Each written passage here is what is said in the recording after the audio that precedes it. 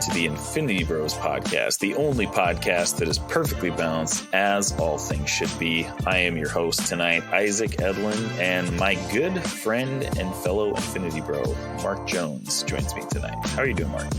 I'm glad, as always, to be back to tickle the ears of the Infinity Bros universe. And tickle the ears of the Infinity Bros universe, you do very well. And you can even hear more on the Patreon version of this episode. You can check out the Infinity Bros Patreon for exclusive access to uncut episodes, bonus content, and even bonus episodes that you can hear and get your earwaves tickled even more by Mark, because Mark you're kind of like, honestly, I feel like you're our Patreon like celebrity. You're on you've been on the only exclusive episode so far. I feel like you are the best part of our Patreon exclusive portion of our podcast, because it is truly unhinged Mark on these unedited episodes. So if you want to hear regular Mark, it is what it is. It's regular Mark to us, but it's unhinged to the world because Max censors him quite a bit on our actual podcast. So it is uncensored. Max just Mark censors himself. That, yeah, basically. We could go with that too.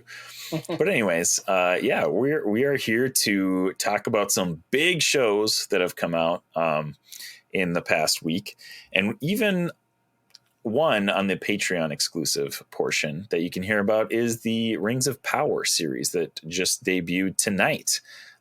We didn't watch that or review that, but we talk a little bit about kind of the roots of the show and, kind of our expectations and all the things that have been going on around that. So if you want to hear a little bit about that, make sure you click on the link in the show notes to check out our Patreon. So off topic after. Yeah, we get that. Actually, gosh, that was a very wide variety of topics that we went through in that Patreon episode.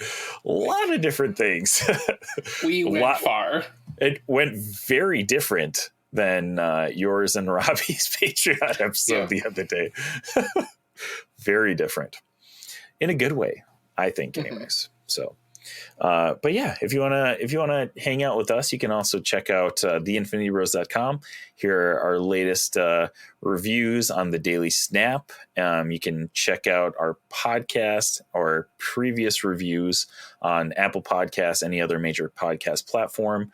You can check us out on social media, Facebook, Instagram, TikTok, Twitter, and you can catch us streaming on Twitch every once in a while. So those are how you check out the Infinity Bros. We've got a lot to go over because we are going to be reviewing 2 episodes of recent TV.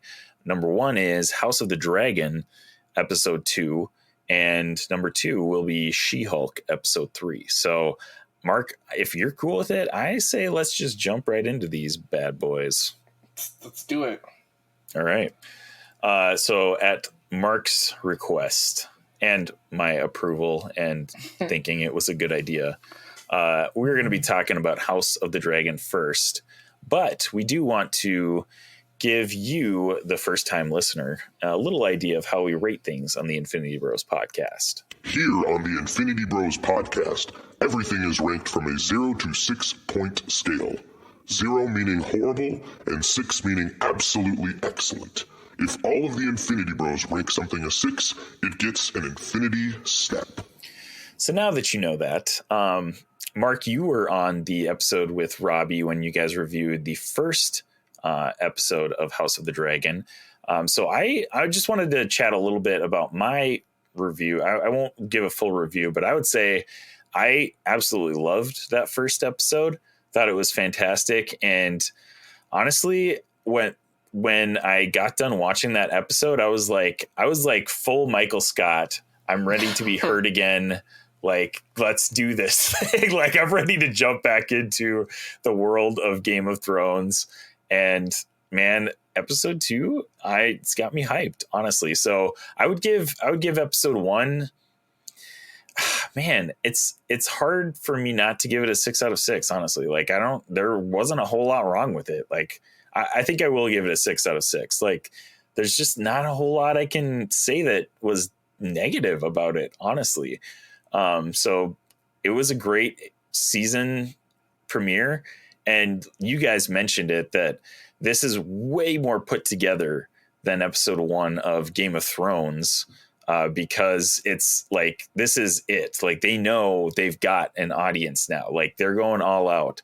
Whereas episode 1 of Game of Thrones is like a true pilot, you mentioned. So there were some, differences, some style changes that they took, throughout that first season. And we're going to chat about episode 2. So, Mark, before we get into spoiler territory, would you mind giving us just like a 60-second review of what you thought of episode 2 of House of the Dragon and rating for us? Actually, I'd probably give it a 6 out of 6. There's nothing really in this episode I could really, no current complaints that come off the top of my head. I thought we kind of got, added more to the story that really helped see what was coming and what's happening. And kind of just like Game of Thrones, it's literally like a carousel of who's going to screw who, in the sense of like taking over power. And also sometimes the latter, what I just said. Also that. But, it's given what the people want. We have dragons. So far in every episode, we've had a dragon or 2 dragons. And just keeps building onto the lore of what the story they're going to tell us. We finally got to see... what's his name? The crab guy. Crab master or whatever. Yeah, whatever they call him. him. His name. But yeah, then we're seeing like some division in the circle of what do they call it? The small council. Small council. So, and clearly this king is dealing with some health issues, and then in this episode chooses a new wife. And that was kind of like a roller coaster of like who, because there was like 2 options, and one was like. Right. That's clearly not the right choice because of the person's age. But then the other option is also like, probably still too young. Yeah. Also. But like they're going all in. This is like how society was in our time, in medieval times, and like royalty wise. It's like, yeah, they would marry super young. And if a king lost his wife, a 50-year-old probably would marry another royalty member who's probably younger. And anyways, but yeah. That's just getting still overall. And then get more of Rhaenyra just like doing her stuff. And it's like, and what is it after episode 3 or 4? They do the time jump. Cause that's like the whole thing is like, we do a huge time jump where they're like 10 or 20 years older. So yeah, that'll be interesting to see how they handle that time jump for sure. So I think I'm honestly sitting at about the same spot as you. There's nothing really about this series that I can say negatively. Like, you guys talked about it in the first review episode. They're going all out on production. Like, it looks incredible. I really can't complain about anything.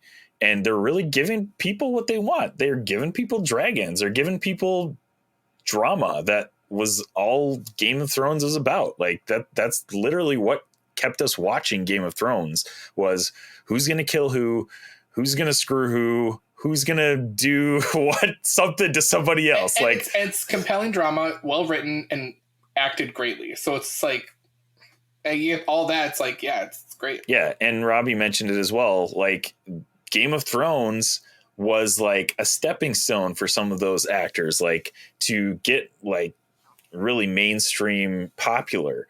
Who I think of initially is Maisie Williams, who played Arya Stark. Like, she is like almost a household name now. Like, almost like she's at the burgeoning level of like stardom where she's like, everybody like knows who she is. So like that's just, I think that's a really cool aspect of them choosing these actors and actresses who we might not have heard of before. And some mixed in there, obviously, that we have. So I was just thinking of past Game of Thrones people. I saw a meme today, might have been yesterday, where it says, please don't name your children after the show until the series is completely done. Yeah, I saw that one too. That's so true. Oh my gosh. If you're any type of Game of Thrones person, you should know to not do that. But Honestly, if I had a child between like 2014, 2017, great chance a child's probably named after a character in Game of Thrones. So that's probably a good thing. Yeah. It's a problem. Yeah. God saved you from that fate, Mark. Yeah. But there are some people that name their children some ridiculous things. So Game of Thrones characters, really not the worst thing to name them after, honestly. Like, there are some cool names. So and in this show we talk about the Targaryens, and they have a lot of very, very unique, interesting names. So but yeah, I think I would give this a 6 out of 6. I would say both of these, and hopefully the next couple episodes, are all building episodes. So like, action wise, there's not, I mean, we get a little bit of action in episode 1, but action wise, there's not a ton in this episode. It's more of like, it's building the story, dialogue, which is fine with me. I don't have any issue with that at all. I thought it was a my fine only episode. Disappointment is I didn't get enough Daemon Targaryen. You want more Daemon? I could tell that. I could tell that you are a Daemon guy for sure. Yeah, that dude, like, man. Matt Smith is a great casting. Yeah. When I first realized who it was, like, I should have said, oh, it's, one of the doctors from Doctor Who. But I'm like, that's the guy from Morbius. That's exactly what I thought too. Like, I know he's the doctor, but I've never watched Doctor Who. So when I saw him immediately, I was like, that's the guy from Morbius. Like, what the heck? Oh my gosh. There's not a more perfect casting. So it's like, I just hope they keep playing into like that. Oh, anyways, I'm speechless. I just love it. He's great. And man, they're doing such a great job. And we should probably, you know what? Let's stop. I'm going to stop talking. Let's give a spoiler warning right here. This is Prepare yourself. an Infinity Bros Prepare yourself. spoiler warning. So Daemon is obviously, like, if not a main, you can't even really say protagonist or antagonist because you don't really know at this point, but like, he's a main character, slightly step beneath, Rhaenyra probably. But like, he's obviously very important. And they're doing such a great job of playing him like Game of Thrones wise. Like, you don't really know what direction he's taking at this point. Well, you can't say he's a straight up antagonist right now. I feel like they're trying to make us think that he's an overall bad guy. Right. But I think at the end of the series, we're going to be like, no, this dude was the good guy. This dude was doing his best to make sure, or I mean, maybe he might be a good guy to a point where like he is looking out for himself, but more of like his house and his family. Yeah. Because, I think he totally sees through Otto Hightower. Right. And like, what happens? What was Otto's plan if, like, it's totally jumping into the episode. Because Rhaenyra gets there. There's a message sent that Daemon's gonna get married. He stole a dragon egg. All that stuff, and invites the king to his wedding. But like, Hightower's like, nope, you're not going, king. I'll go in your stead. And like, brings an army. And then we kind of learn that the gold cloaks came with Daemon. So clearly he has loyalty, built into these gold cloaks. So it's like, what was his plan? Was he planning to like there's just so much seediness going on with Hightower. I think Hightower, clearly, but yeah. Yeah. And this episode was definitely more revealing that Otto is up to something. Like, last episode, before I listened to you guys talk about it, I did not think Otto was like, I didn't get bad vibes from him. Like, sure, he was like seedy in a general Game of Thrones sense, like kind of looking out for himself. But like, I thought he was like on the king's side, like legitimately. And when you guys said that, I was like, oh, you know what? I can kind of see that. Like, so to your credit, Mark, like, I mean, you called it episode 1, like Otto Hightower is up to something, and he obviously is trying to uproot and potentially gain the throne for himself, which or undermine the whole house of Targaryen. Right, exactly. At this time, this is peacetime. Like, there hasn't been war for decades, if not generations, maybe. Episode. Right. Yep. Because so, they pick the soldier or the knight that's gonna guard her father, the king. Right. And she asked, out of all these, she's presented a bunch of knights, even in front of Otto Hightower, and then like her personal guard, like who should, she's debating who she picks, and she asked like, well, who's actually seen battle? And there's only one guy, and it was the guy who knocked Daemon off his horse in the previous episode.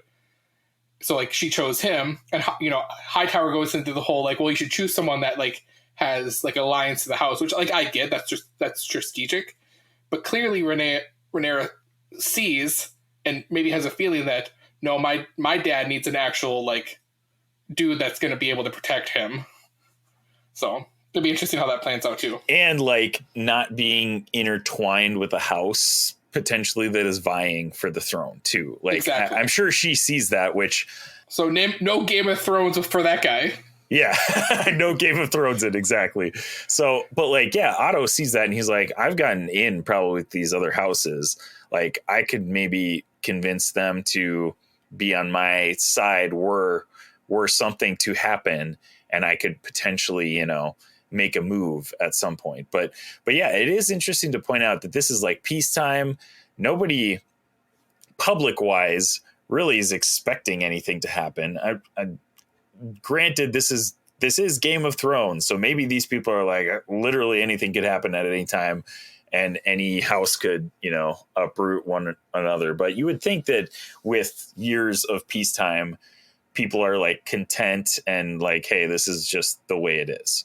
So interesting distinction. Otto Hightower is definitely up to something for sure.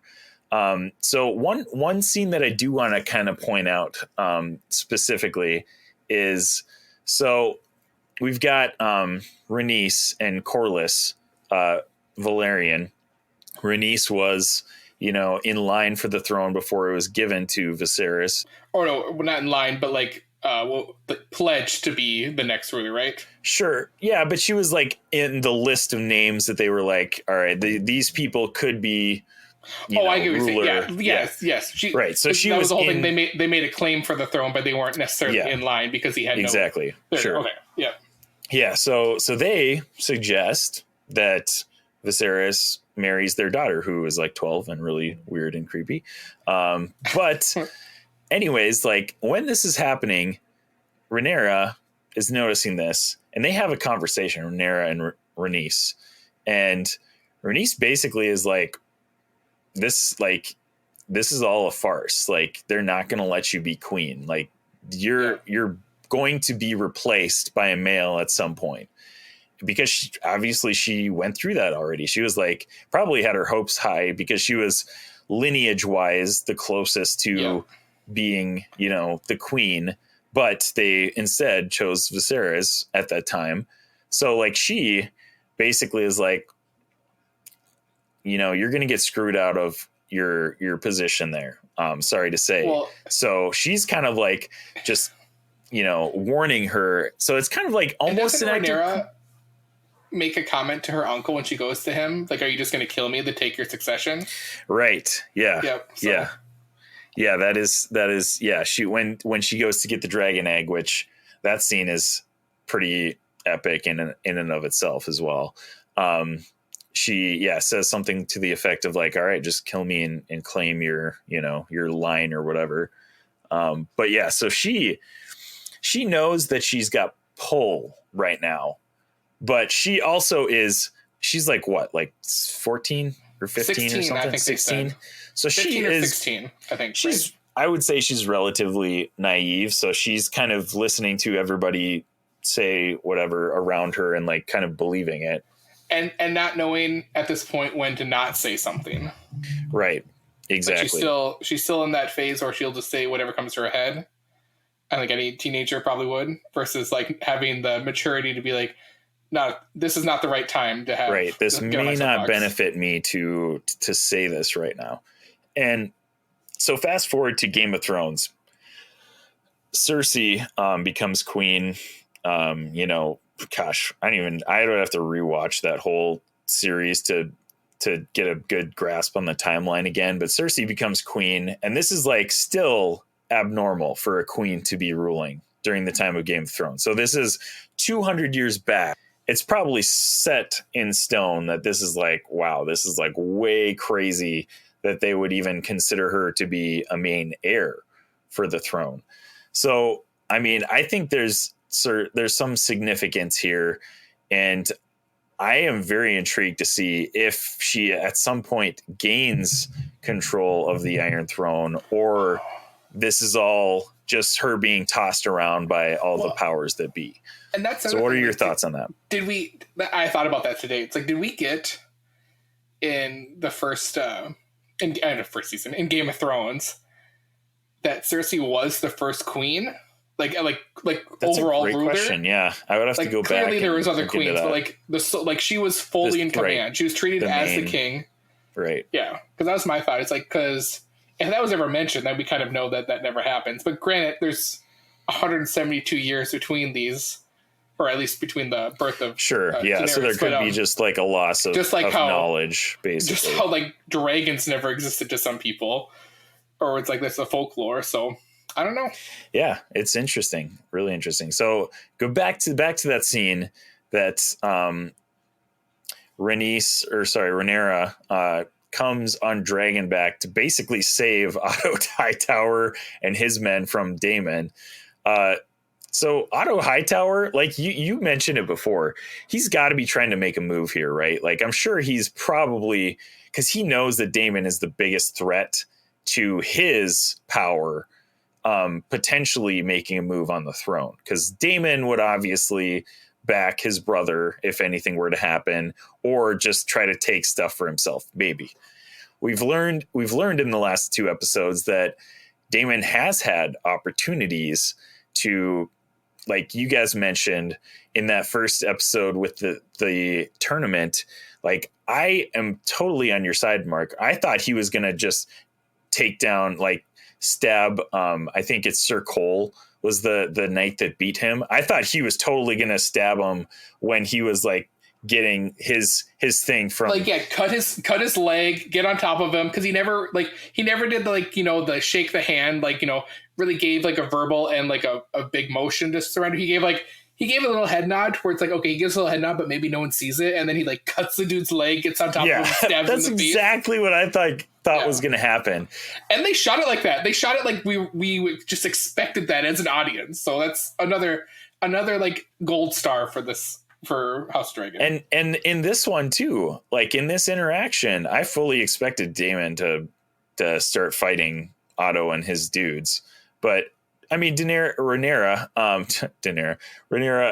stops that, obviously, but like it's kind of another like swerve. Like, all right, maybe Daemon isn't the bloodthirsty killer that they're kind of portraying him as, like, and I totally think you just hit the nail on the head with that with last episode. I think they are going to try to swerve us at some point and be like, oh, Daemon's actually the good guy, or one of the good guys in this story. So that's really interesting. And one thing that I thought was funny was just how flippant he was being with the egg. Like, right.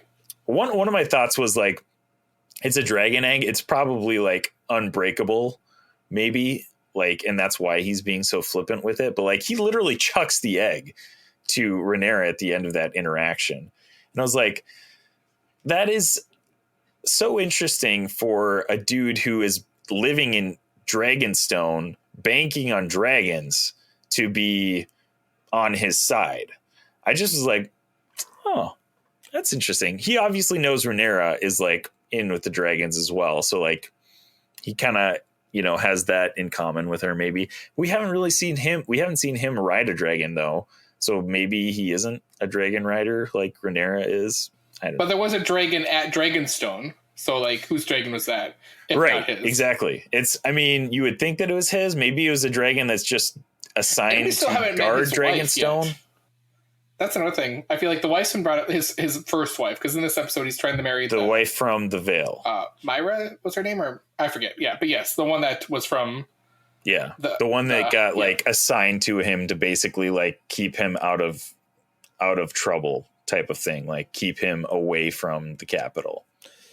So yeah, that is interesting. There's a lot of working cogs in this episode that we see, but we're again, it's kind of slow moving.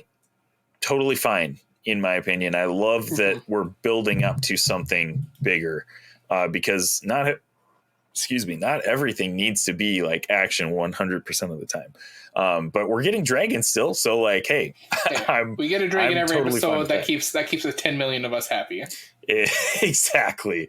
Man, the numbers on this are just boggling. I cannot. I heard it went up 2% from last week in viewership. So, which is good. So it'll be interesting if it holds that episode 3, where like people clearly are really digging the show. So, and I would assume it will keep doing it, because it's shot anyways. Like shot well is like there's a real dragon in real life that they shot, but like just done well. The CGI looks good. Everything looks great. So okay, so at the end of this episode, they kind of, it's not really a swerve. Like we kind of see it coming, but like King Viserys decides that he's going to marry Alicent Hightower, which is Otto's daughter, who has been, seeing him, and she on the request of Otto Hightower. On the request of Otto Hightower, exactly. So that's what makes you know that he's like pulling strings here, like, and we don't quite know if Alicent obviously is like pretty obedient to her father. Yeah, naive might be a better word for it. Naive like she's and obedient. Yeah. Right. She's doing what he wants. It's hard to tell if she knows like his intentions behind this. I think he does, because there was like I just go back to the first episode when he's like, wear one of your mother's like gowns or whatever. She kind of had that face like, oh, okay. Like, yeah. Yeah, right. Yeah, exactly. I definitely think she's catching on to it, or is she fully in on it? I don't know. Oh, yeah, I don't know about that, but yeah. Right. She at least kind of like has a like, oh boy, like this is kind of what's happening, I guess. But she either doesn't want to, or doesn't have, she's not brave enough to like stand up to her dad and be like, all right, like, I don't want to do this. This is wrong. And maybe we'll get that in episode 3 where she's like really against it. Exactly. Yeah. And it doesn't seem like it's heading that way, but I mean, they love to just pull the rug out from under us in Game of Thrones. So, and it'll be interesting what knows? Corlys does if like they go back, if they're like, no, if we're just done, we're gonna go back to Valeria.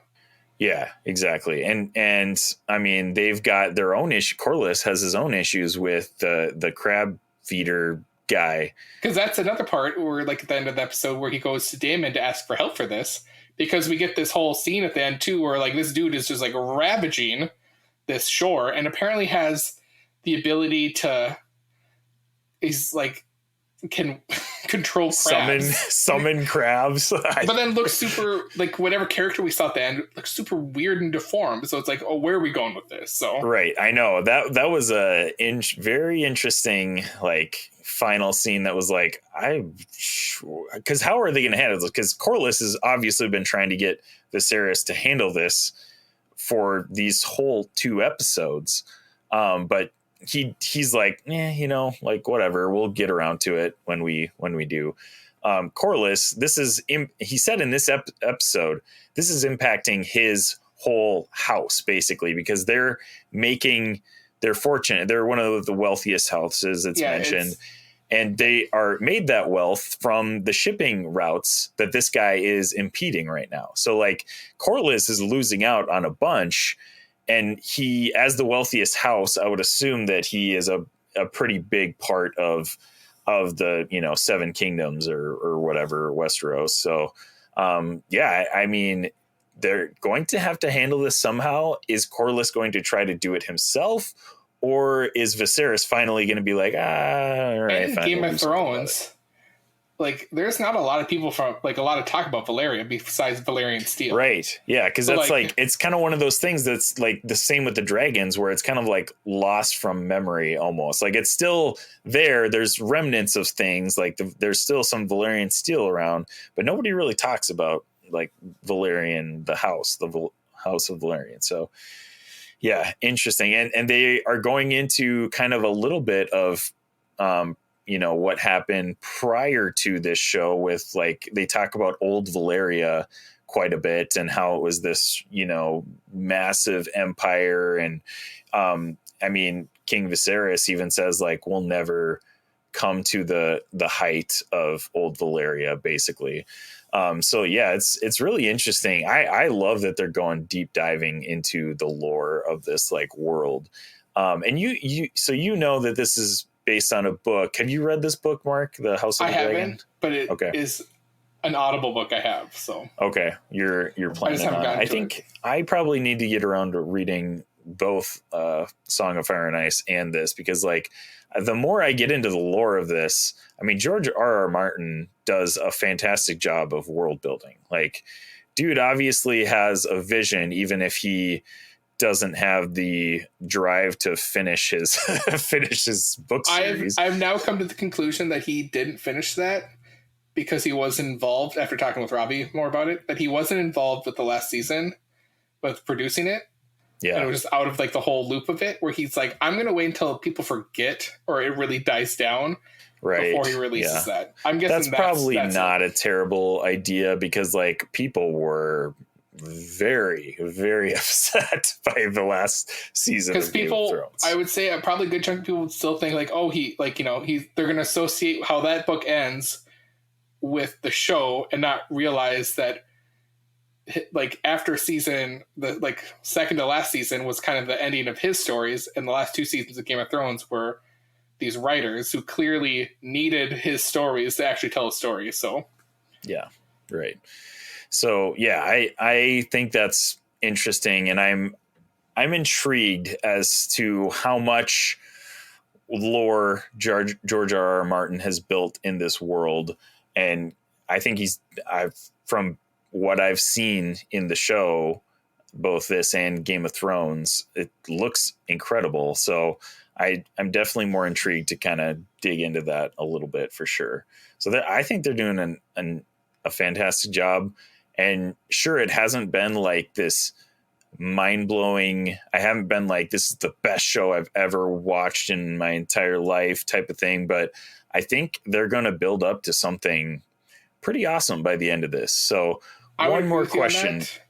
I'm just agreeing with that, because it's like, it's just done very well. It hasn't had a mind blowing experience where it becomes like a top tier, like God tier, like show. God tier. Yeah. But yeah, it's great. It's a great show. And I think there's been a shift in our society on social media, probably more so than anything else. But like, I feel like nowadays we consume media and expect everything to be just the best every single time.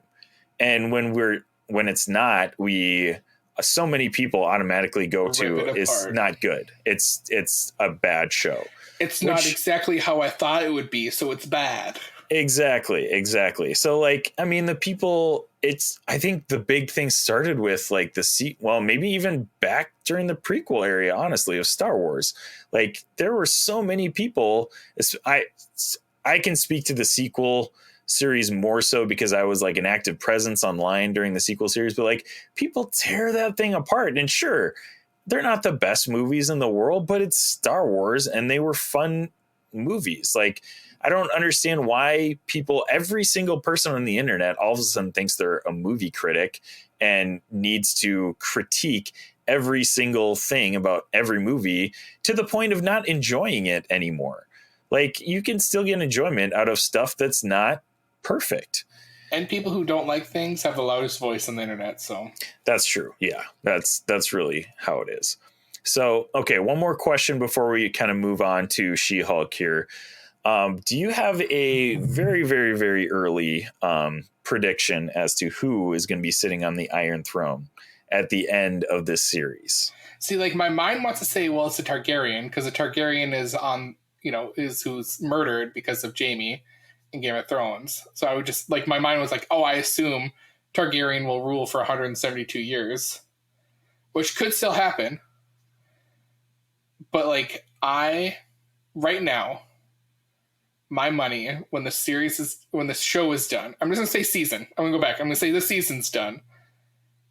I'm going to say, right as of now, it will be Daemon will be on the throne. Because I'm assuming Viserys will die or be killed before the season's done. Like either died because of his wounds. Because that was the other thing. He had the freaking maggots eating his finger wound. Yeah. We didn't really talk about that. Which I'm like, why didn't he just put his one pinky in there? Why the whole hand? Ugh. Yeah, right. It's so nasty. Oh gosh. Yeah, maggots are so gross. Who do you think it's going to be? Okay, so here's my thought. So we're going to get this time jump, right? Maybe in between episode 3 and 4 or 4 and 5, somewhere in there. What do you think is going to happen between episodes or in the middle of an episode? That's a great question. We might get like a little tease of the older versions at the end of one of these episodes, episode 3 or episode 4.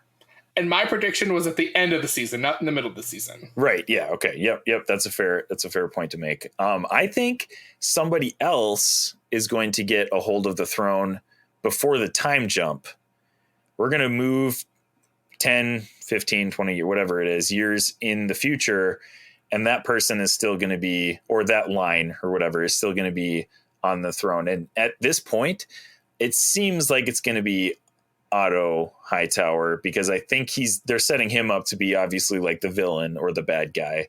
And then at the end of the season, with all of the things that we've introduced now, it's hard not to say Daemon. I think I'm with you on that. Like, I think Rhaenyra might actually sit on the Iron Throne and like be the like queen for a little bit. But I think just with the culture of the time, people aren't going to be happy with it, and that they're going to eventually have, Daemon or another male Targaryen at the end of this.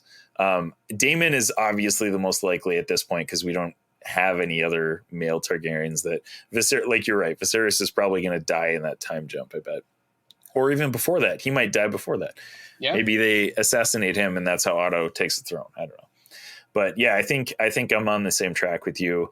Daemon or another male Targaryen, I think, is going to be on the throne at the end of this. So hit us up with your thoughts on House of the Dragon episode 2.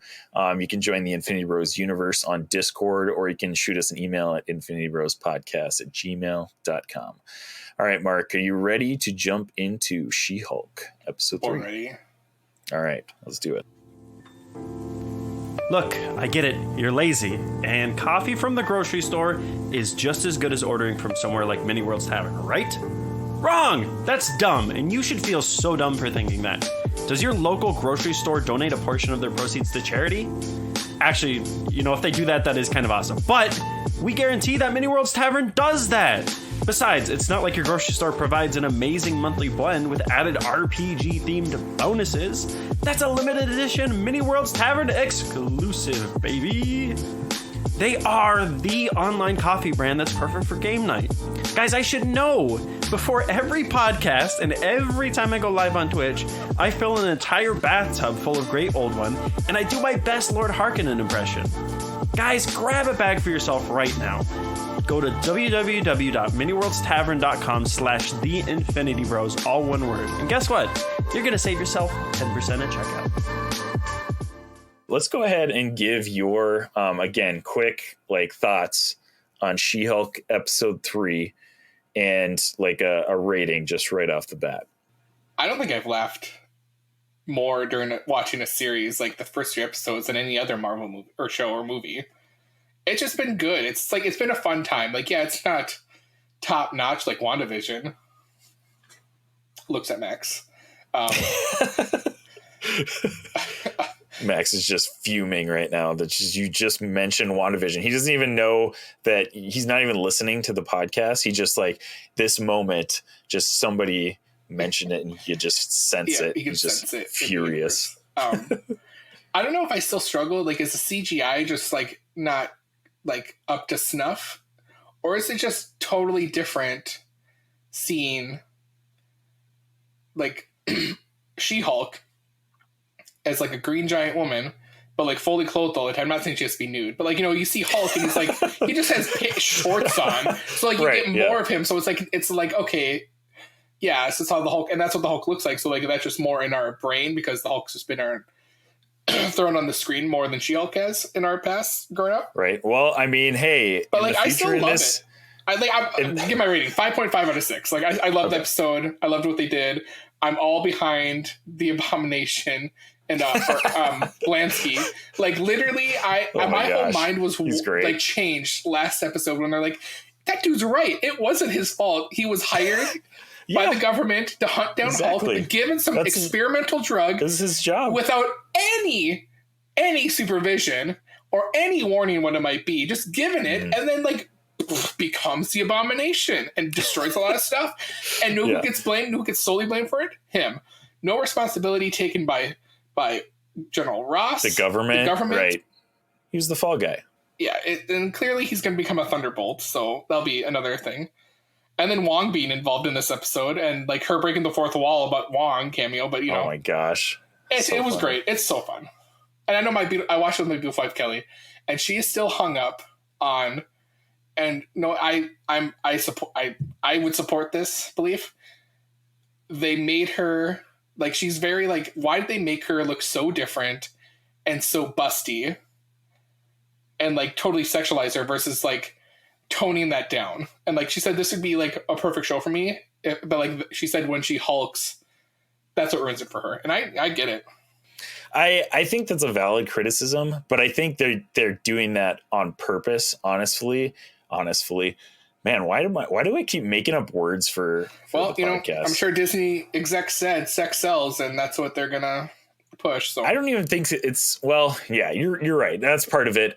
The other part of it is that Max mentioned is that like in the comics, that's literally how it is. Like she uses her sexuality. Yeah. And it's very evident in the comics. So I think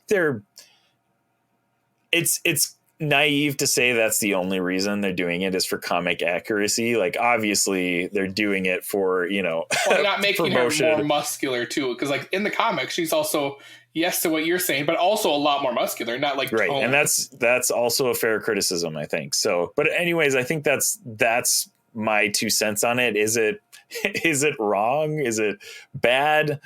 I won't say one way or the other. I guess I'm not like opposed to it. I'm not like, let's do it. Isaac confirmed that he's just in love with the She-Hulk look. That's what No. That's Robbie. No, not me. It's Robbie. Right? No. Robbie's in love with the She-Hulk. Yeah, exactly. But yeah, I'm on the same page as you. I thought this episode was hilarious. Just an overall good time. Like this is getting back to the roots of what Marvel TV should be like. Like this is what I think this is what it should be like. I just minor hung up on the CGI a tiny bit like I have been in previous episodes, but it's nothing that's going to make me say ruin the experience for me. Right. It's nothing that's going to make me say I don't like this show or I'm not going to watch this anymore. And I think I ragged on episode 2 that it was so short, maybe a little bit too much, because I actually really am enjoying the episodic like nature of this show. And I think Marvel should get back to that because frankly, the 6 episode series that they kind of got in a routine of doing that were just, 5 or 6 hour movies that they cut up into 6 different parts. They just weren't cutting it for me. And I really enjoy how they're handling this show. So overall, I'd say 5.5 out of 6 as well for me. I think it's a great show. I'm really excited for the future of this show.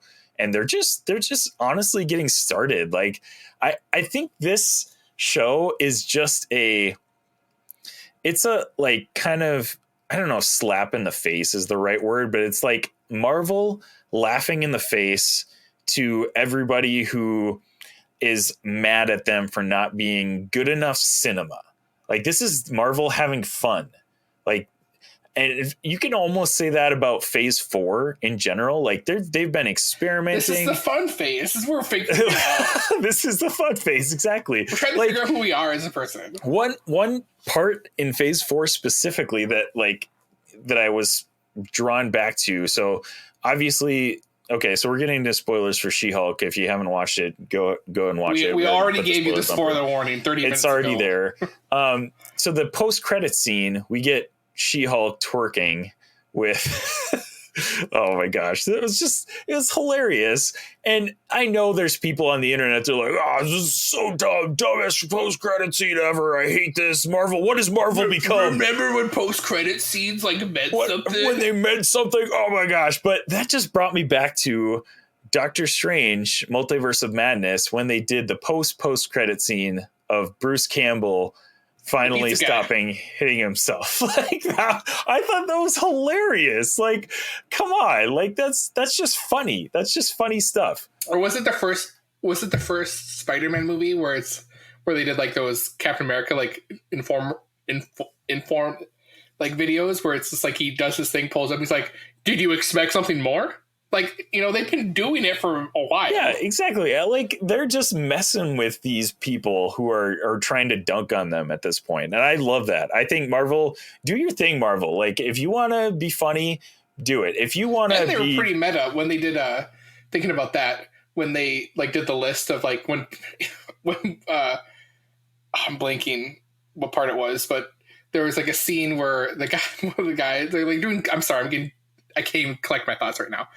The guy was commenting that he would hit that in reference to She-Hulk. Yeah, right. But prior to that, there was like, you know, a list of like, you know, when people were just, you know, really blowing up She-Hulk, like, oh, everything has to be female. Oh my gosh, there's a total meta thing. That's exactly what people are saying about She-Hulk the show, and they said it in the episode. It was like, oh my gosh, how spot on is this? Well, it's funny. It's like She-Hulk is a female character. It's different if they gender swapped for like that's where that gripe it's would come through. Funny. It's so funny. Like Marvel is doing like the meta. They're on point. They're on point with this. You're series. Right. The meta narrative of She-Hulk is coming through in this show, and I love that. Like that's what makes this show hilarious to me. So that part was incredible. You're right. That I'm glad you mentioned that, because that I got a good kick out of that. Like reel. It was just like people online literally sharing their opinions. The exact same thing that people are saying about this She-Hulk show online right now. It was fantastic. All right, and so they keep jumping around this episode because I'm sure this is just what it'll be for episode 3 of She-Hulk. And that's fine. How much more are you now confirming that Wong is a Skrull?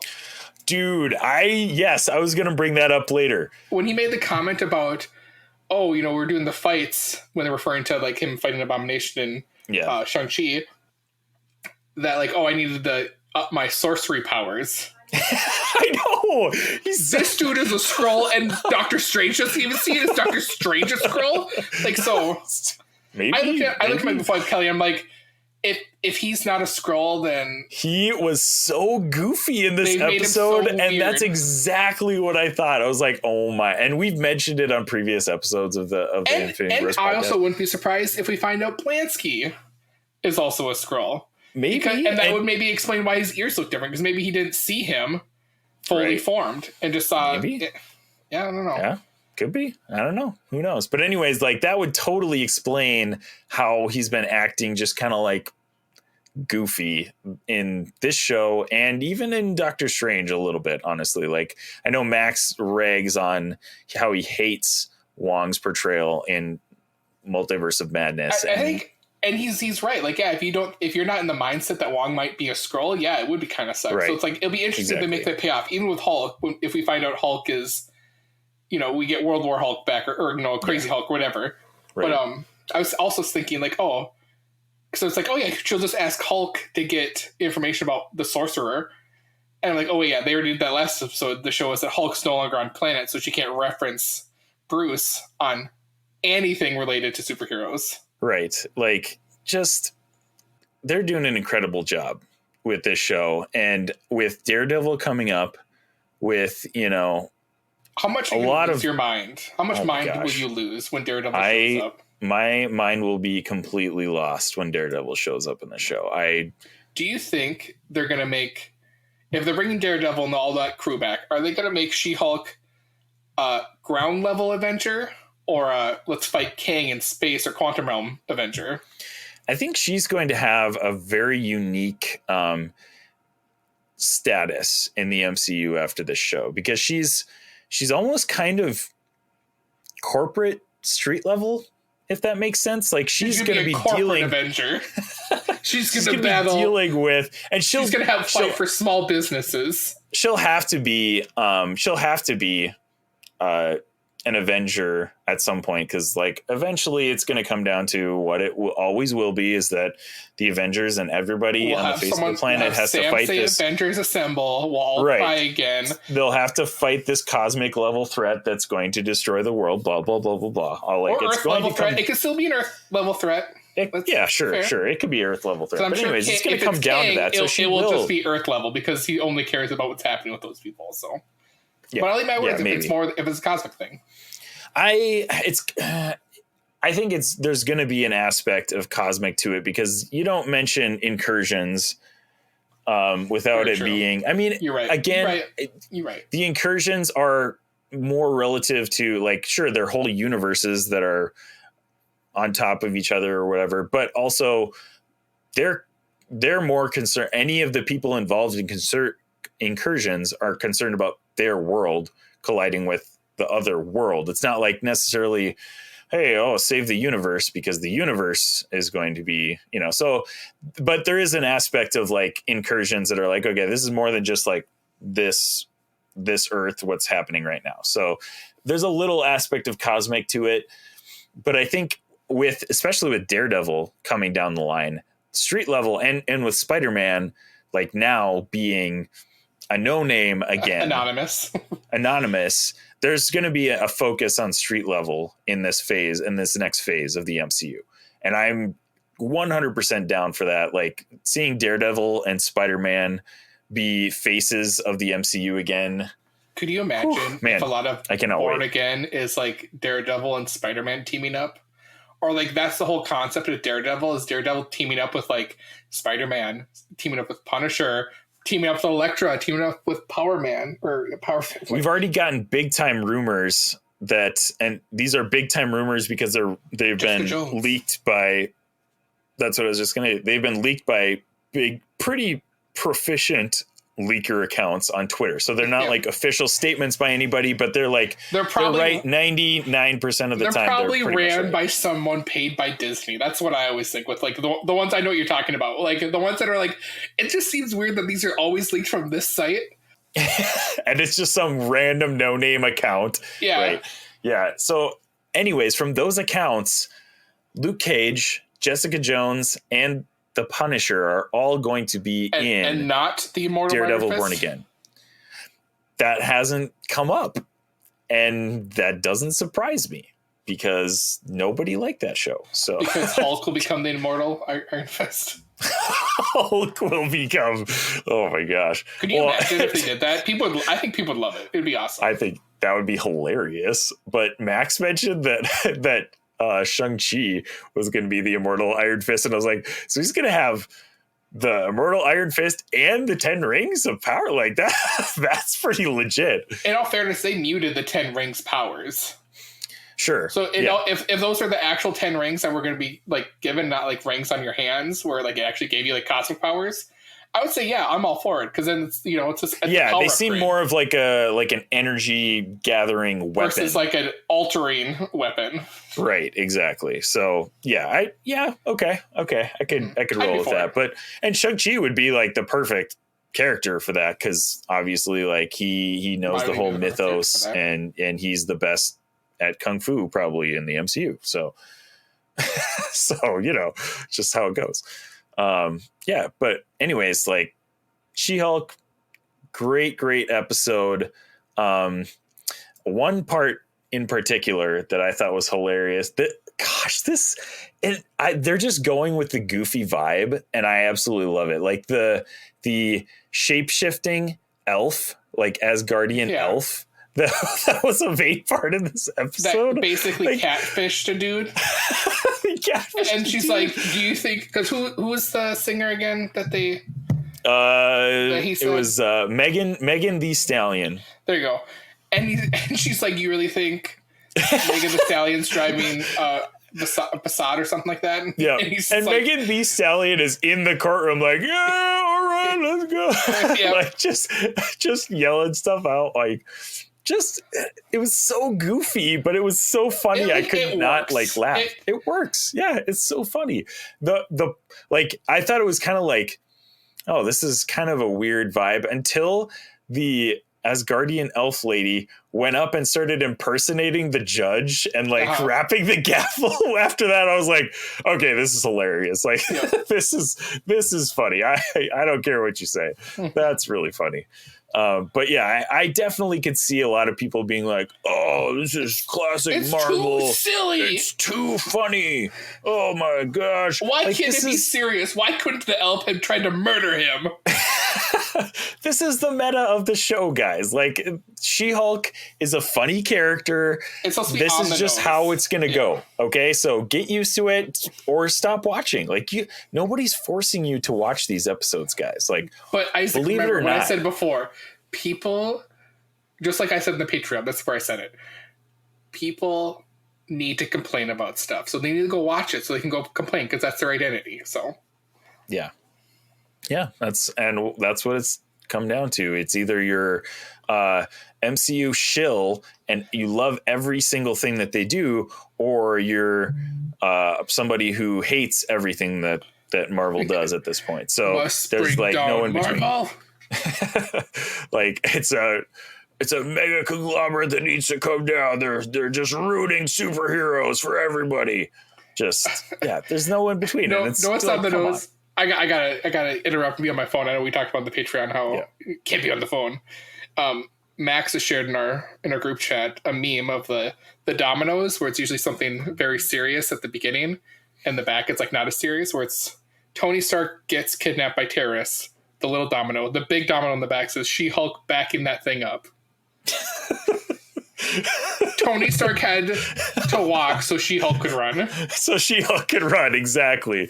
This is where we're at now. Like, this is where we've come full circle to where we're at. I really love to go more on the show. It's like what I really love is like the show as itself has a personality, and then Jennifer Walters has such a differing personality than the rest, which I think will, in the end of the day, when she's involved in these more serious events, might cater to like how does her character change throughout her story. So and up to this point, Jennifer Walters has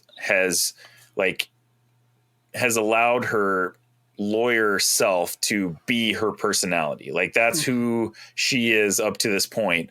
But you see at the end of the episode when she takes out the wrecking crew with no issue whatsoever, just with Asgardian imprinted equipment too. Yeah, they've got the Asgardian. She says, "Did you rob artifacts. An Asgardian They're like worker?" Yeah. But clearly, they must have been working for someone else because they tried to take her blood. That's what that one thing was. I'm assuming. Right. Yeah. There's definitely somebody behind that because they set that up where you saw the whole thing. And I don't remember if she saw what it was. So, like, does she know that she... Yeah, it didn't really seem like she kind of just shrugged it off. So she might not have realized what they were actually trying to do. Trying to take her blood. Because that was what we got. That's what we got in the first episode where Bruce was so concerned about not getting your blood out there. Getting the blood. So someone's out there trying to get her blood. And that's, we'll figure that out. Maybe it's AIM. Maybe AIM's going after her. Who knows? Ooh, okay. That'd be interesting. Because think about it.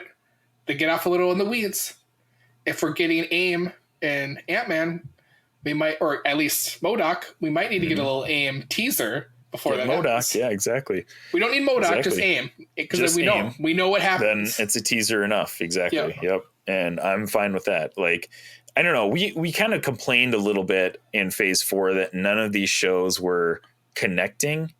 And I think we're going to see a lot more of that. Though. Right. Yeah. No, that was the point after Endgame. Everyone got disconnected, got disassembled. Yeah. And the only people that are really together that we've seen are Captain America and the Winter Soldier, or Bucky.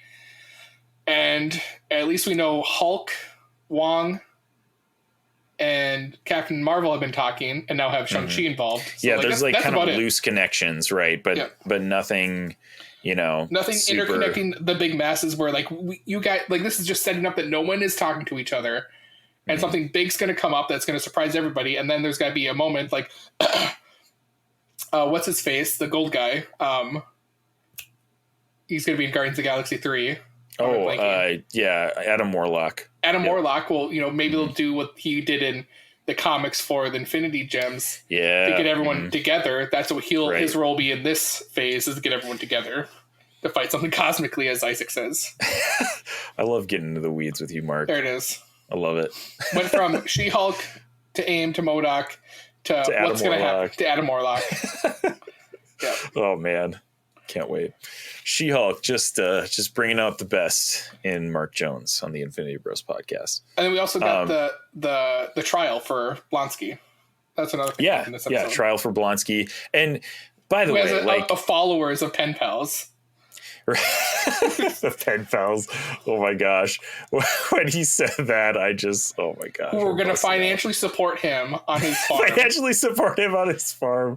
Yeah. Having Tim Roth back as Emo Blonsky was a brilliant move by Marvel. Like that just like everything kind of just is coming together. And I was before we kind of went off on the weed tangent there, I was going to say that like the connection aspect of Phase 4 wasn't there because they're introducing all these characters, but I think we're going to see a lot more of that starting in this series, obviously, because we've got Abomination, we've got Daredevil coming in this show. And then like in the future of Phase 5, we're going to see a lot more of that interconnectivity within the MCU between all these now established characters that we have from Phase 4. So, where we lacked in Phase 4, we're definitely going to make up for in Phase 5, I think. I had a thought, and I totally blanked on it. It was something to do with Abomination. I think it was back to like him potentially also being a Skrull because of... I don't know, I just wouldn't be surprised if he's also a Skrull. That's where I'm going to. Right. I do see that aspect because he seems so different than the Incredible Hulk, Abomination. But at the same time, we've already talked about that, like in previous episodes and this episode. Like, it makes sense that he's disassociated what all happened in Incredible Hulk from now. So, right, like I think how did he gain control of Abomination? That's interesting. Without the technology that apparently Bruce Banner had to use, and they also said that they had an inhibitor to put on him. So do they already have this? Because they also mentioned this episode when the guy who was suing the elf for, basically taking his money said, I just wish there was something that you could, stop something. Yeah. Like it was foreshadowing. And she makes a point of like, talking directly to the camera, breaking the fourth wall. Like, hey, I just got an idea. Like, so something's coming down the line. And as far as like depowering, inhibiting powers, something to that effect. Registration. Civil War II. Yeah, they're building it. Bro. Avengers versus X-Men. All sorts of things coming down the line here, guys.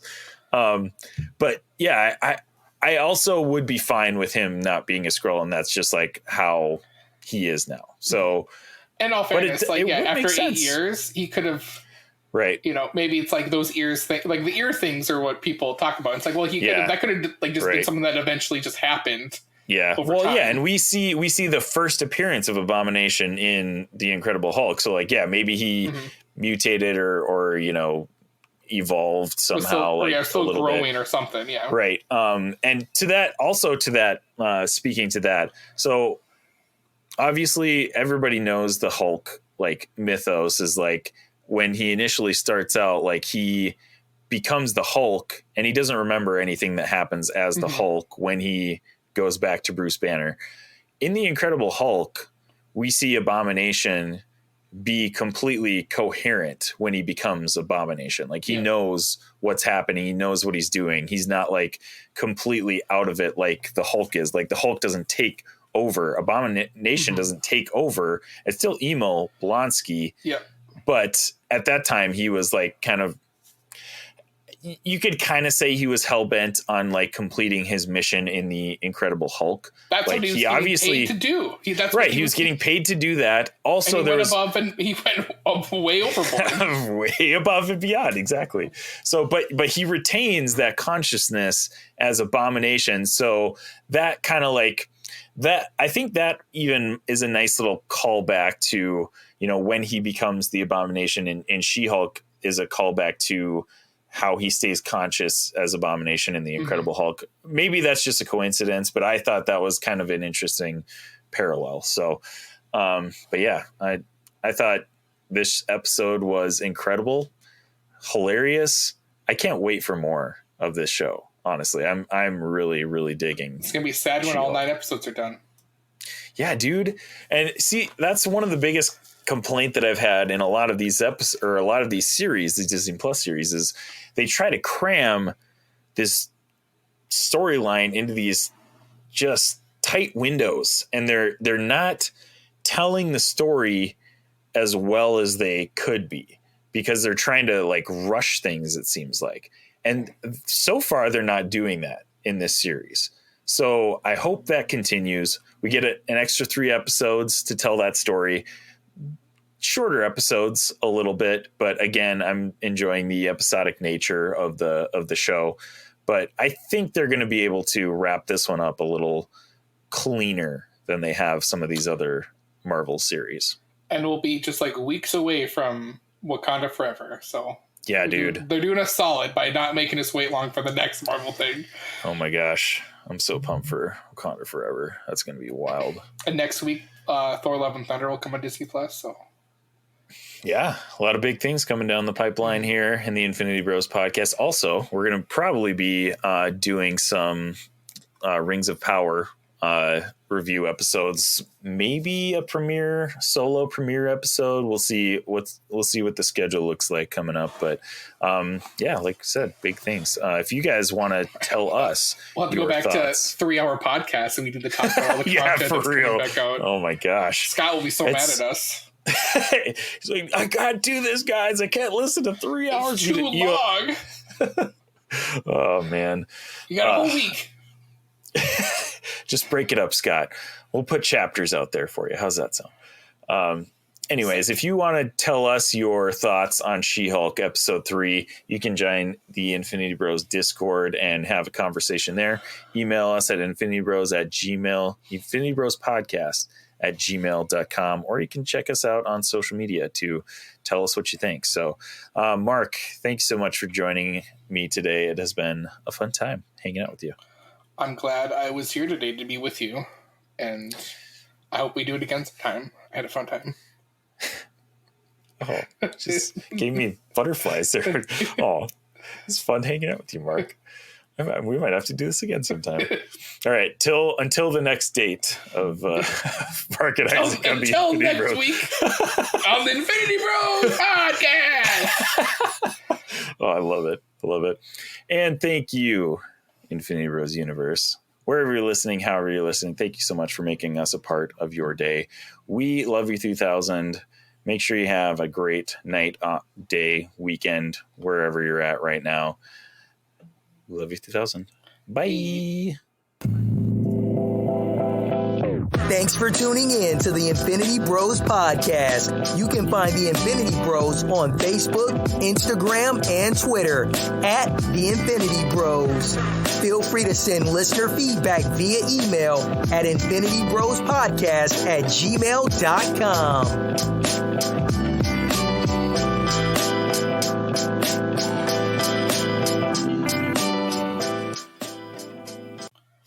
I sometimes think when we say that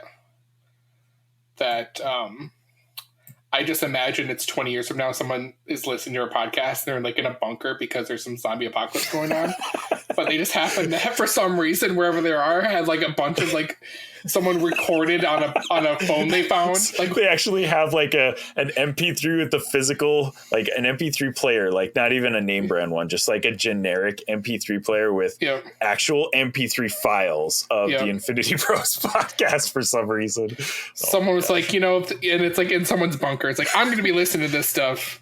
Like, I have hours of podcast material to listen to when I'm stuck in my bunker in the zombie apocalypse. Some poor sap is like listening to this. Like, this is their only entertainment.